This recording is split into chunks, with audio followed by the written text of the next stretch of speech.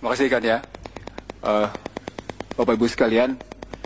Bermula dari reformasi, yang dalam reformasi itu salah satunya adalah letter of intent. Yang dalam letter of intent itu Indonesia diperintahkan untuk melakukan reformasi sektor energi. Reformasi sektor energi itu bahasa lain dari liberalisasi sektor energi. Setelah perintah itu muncul, letter of intent itu ditandatangani. Berikutnya adalah muncul radiogram dari Washington ke Jakarta yang memerintahkan 4 hal. Bicara tentang Pertamina dan korupsi. Yang kedua bicara tentang PLN.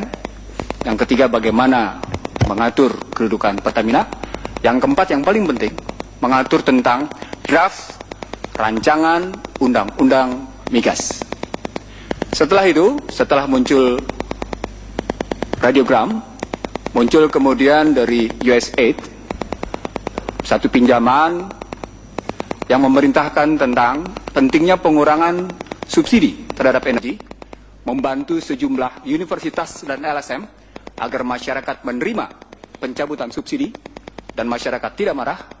Dan yang paling penting lagi adalah bagaimana bekerja sama dengan Bank Dunia dan ADB dalam rangka merancang pencabutan subsidi dan melepas sektor migas menurut mekanisme pasar bebas. Berlanjut dengan pinjaman dari Bank Dunia sebesar 410 juta US dollar yang isinya sama. Cabut subsidi agar masyarakat tidak marah, berikan bantuan. Muncul lagi pinjaman Bank Dunia pada posisi Desember 2003 berakhir 2008 dengan nomor pinjaman 4712-IND yang isinya menyatakan segera cabut subsidi dan agar masyarakat tidak marah, kasih BLT.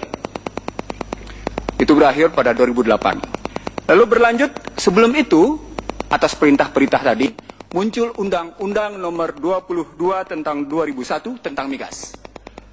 Dan muncul juga Undang-Undang Nomor 20 tahun 2002 tentang ketenagalistrikan. 15 Desember 2004, Mahkamah Konstitusi membatalkan Undang-Undang Nomor 20 tahun 2002 tentang ketenagalistrikan. Menariknya, satu bulan kemudian, Mahkamah Konstitusi hanya membatalkan antara lain pasal 28 ayat 2 Undang-Undang Nomor 22 tahun 2001 yang bicara tentang harga migas menurut harga keekonomian. Yang menurut Mahkamah Konstitusi seharusnya harga ditetapkan oleh pemerintah. Berlanjut kemudian dengan rancangan strategis dari BPH Migas dan rancangan strategis dari ESDM. Yang poinnya adalah bagaimana memberlakukan mekanisme pasar bebas pada sektor energi paling lambat 2010.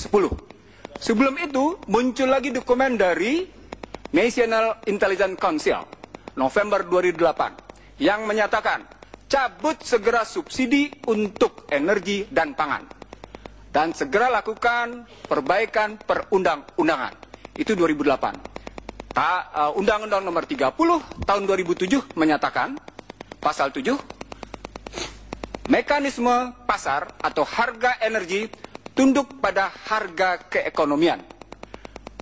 Dan menariknya, Undang-Undang Kelistrikan yang dibatalkan pada 15 Desember 2004 justru muncul metamorfosis menjadi Undang-Undang Nomor 30 tahun 2009 yang isinya hakikatnya sama, yakni meliberalisasi sektor energi. Dua undang-undang lain, yakni Undang-Undang Panas Bumi dan Undang-Undang Minerba, menempatkan pemerintah sebagai regulator, pemerintah sebagai pengambil kebijakan, pemerintah tidak lebih tidak kurang hanya sebagai kuasa pertambangan. Dalam bahasa yang sederhana, pemilik tidak boleh menjadi pemain. Pemilik dilarang untuk mengelola barangnya sendiri, tapi lepaskan kepada investor-investor, dan itu berarti pada sebagaimana bahasa-bahasa sebelumnya yang muncul dalam perundang-undangan itu adalah investor asing. Dalam bahasa yang sederhana yang sering kita dengar adalah bangun iklim investasi yang sehat agar investor asing melakukan eksplorasi dan eksploitasi pada migas. Kurang lebih begitu. Jadi intinya yang ingin Anda sampaikan begitu melalui pemaparan tadi, sudah berdaulatkah energi Indonesia? Kalau kalau pertanyaannya berdaulat dijawab dengan baik oleh Sekjen OECD. Sekjen OECD pada 1 November 2010 dengan tegas menyatakan, sudah saatnya pemerintah Republik Indonesia mencabut subsidi BBM. Berdaulatkah Anda diperintah oleh OECD? Itu Luar biasa. Baik.